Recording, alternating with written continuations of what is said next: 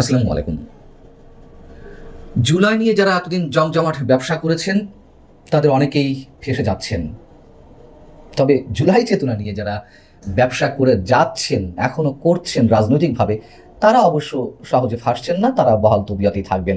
যারা জীবিত বা মৃত স্বজনদের জুলাই শহীদ বানিয়ে কোটি কোটি টাকা নানানভাবে হাতিয়ে নিয়েছেন, তাদের অনেকের বিরুদ্ধে পুলিশ মামলা করতে যাচ্ছে উল্টো। এটি নিঃসন্দেহে এটি প্রশংসনীয় কাজ। কিন্তু সেই পুলিশের মধ্যে ঊর্ধ্বতন বা মাঝ পর্যায়ের এমন কর্মকর্তা রয়েছেন যারা এখনও নানানভাবে এই জুলাই মামলাগুলোকে নিয়ে ব্যবসা করছেন। তাদের বিরুদ্ধে ব্যবস্থা নেবে কে? কে যে ব্যবস্থা নেবে, সেই প্রশ্নের উত্তর নিশ্চয়ই আমাদের কারোর জানা নেই। আমি সে বিষয়ে আসছি, সে বিষয়ে দু একটি কথা রয়েছে। জুলাই নিয়ে কি ধরনের ব্যবসা হয়েছে আপনারা অনেকেই জানেন। তারপরেও দুই থেকে তিনটি ভিন্ন ভিন্ন ধরনের এক্সাম্পল আবারও নিয়ে আসি। আপনারা অনেকেই আল হামিম সাইমনের কথা শুনেছেন, যে ব্যক্তি জুলাই শহীদ হিসেবে মুক্তিযুদ্ধ বিষয়ক মন্ত্রণালয় থেকে যে গেজেট প্রকাশিত হয়েছে, সেই গেজেটের 107 নম্বরে স্থান পান। কিন্তু এই আল হামিম সাইমনের মৃত্যু আসলে কিভাবে হয়েছিল, মাঝখানে অনেক ধরনের বিতর্ক উঠল। তিনি আসলে ঢাকার একটি বার থেকে মদ খেয়ে বাড়ি ফিরছিলেন, পথিমধ্যে অসুস্থ হয়ে পড়েন এবং পথেই তার মৃত্যু ঘটে।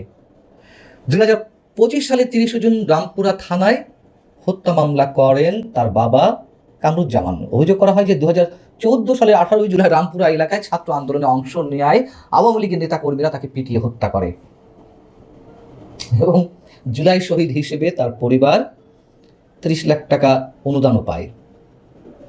আরেকটি ঘটনা বলি।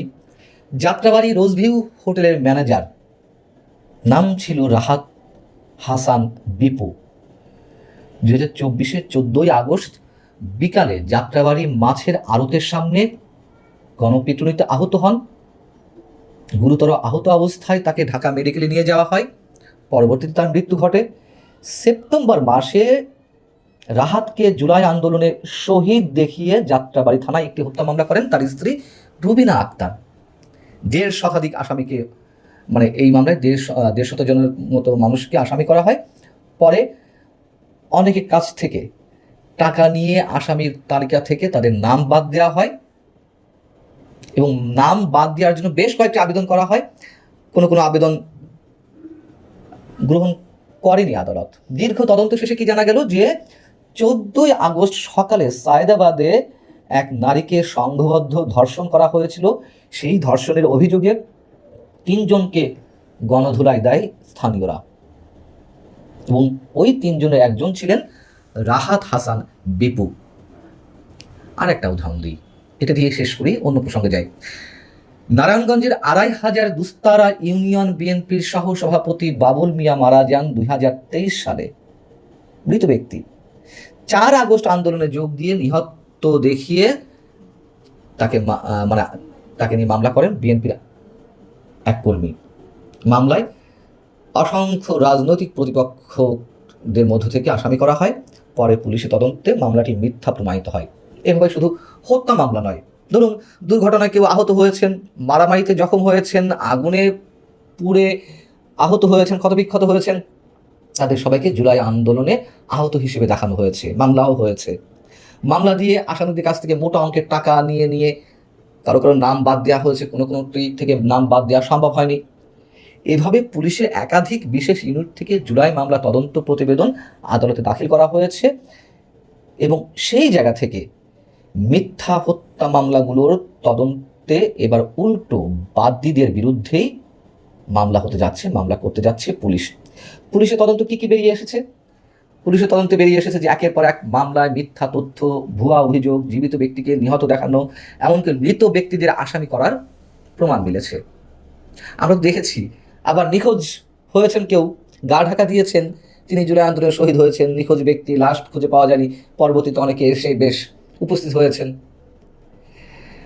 এসব প্রতিবেদনে বলা হচ্ছে যে একটি চক্র উদ্দেশ্য প্রণোদিতভাবে মামলা করে নিরীহ মানুষকে হয়রানির চেষ্টা করেছে, আবার পাওনা টাকা আদায় মামলা, এমনকি ডিভোর্স দেওয়ায় স্ত্রী বা শ্বশুরবাড়ির লোকদের ফাঁসাতে ছেলেকে দিয়ে নিজের বাবার বিরুদ্ধে ওই বাবা মামলা করিয়েছে। পুলিশের সদর দপ্তর এবং সিআইডির কর্মকর্তারা বলছেন বেশ কয়েকটি মামলায় জীবিত ব্যক্তিকে শহীদ দেখিয়ে হত্যা মামলা করা হয়েছে।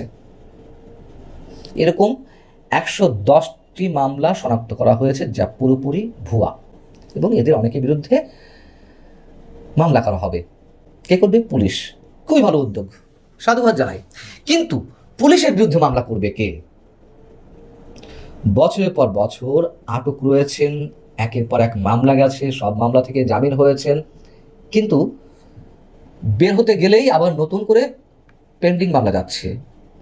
ওই যে হাজার হাজার শত শত মানুষকে অজ্ঞাত আসামি করা হচ্ছে, তার মধ্যে ঢুকিয়ে দেওয়া হচ্ছে। কেন? সংশ্লিষ্ট থানার ঊর্ধ্বতন কর্মকর্তা বা তারও উপরের কর্মকর্তা, তাদের অনেকের সঙ্গে মোটা অঙ্কের টাকার লেনদেন না হলে তারা নতুন নতুন মামলায় জড়িয়ে দিচ্ছেন অনেককে। ঢাকা জেলার পুলিশের ঊর্ধ্বতন এক কর্মকর্তা সরকারি দলের বিশেষ এক নেতার আত্মীয়, তিনি কাউকেই ছাড়ছেন না। তার অধীনে বা তার নখদর্পণে যে মামলাগুলো আছে, জ্ঞাতসারে যে মামলাগুলোতে জামিন হচ্ছে কারো কারো, তাদেরকে আবার নতুন মামলায় দিয়ে দেওয়া হচ্ছে। তার পক্ষ থেকে নির্দেশ দেওয়া হয়েছে যে ঢাকা জেলায় এ ধরনের মামলার কাউকে যেন মামলা থেকে যেন কাউকে জামিন দেওয়া না হয়। এবং এ তথ্য আপনাদের জানাচ্ছি যে অনেকের জামিন হয়েছে, কারো কারো জামিন হয়েছে ভয়ে তারা সেই বেল বন্ড, জামিননামা বা জামিনের আদেশ আদালতের, সেগুলো চাপা দিয়ে রেখেছে। তারা বের হচ্ছে না। বের হতে গেলেই যদি জেল গেটে যাওয়ার আগেই জানাজানি হয়ে যায়, নতুন করে আবার মামলা আসে তড়িৎ গতিতে, এই জন্য তারা বিশেষ কানেকশন খুঁজছেন, মানুষের হাতে পায়ে ধরছেন কিভাবে নতুন মামলা ঠেকানো যায়। আবার ঢাকাতেই পুলিশের এক ঊর্ধ্বতন কর্মকর্তা রয়েছেন, গ্রামের বাড়ি নড়াইল।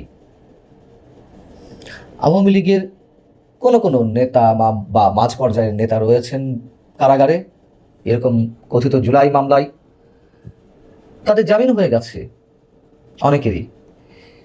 কাউকে কাউকে একের পর এক মামলায় আটক দেখানো হচ্ছে, একের পর এক মামলা যাচ্ছে, জামিন হচ্ছে, নতুন করে মামলা যাচ্ছে, জামিন হচ্ছে, নতুন করে মামলা যাচ্ছে। কারণ ওই সব ক্ষেত্রে ওই পুলিশ কর্মকর্তার ব্যক্তিগত স্বার্থ রয়েছে, পারিবারিক স্বার্থ রয়েছে। এসবের শেষ কোথায় আমরা জানি না। ভালো থাকুন, আল্লাহ হাফিজ।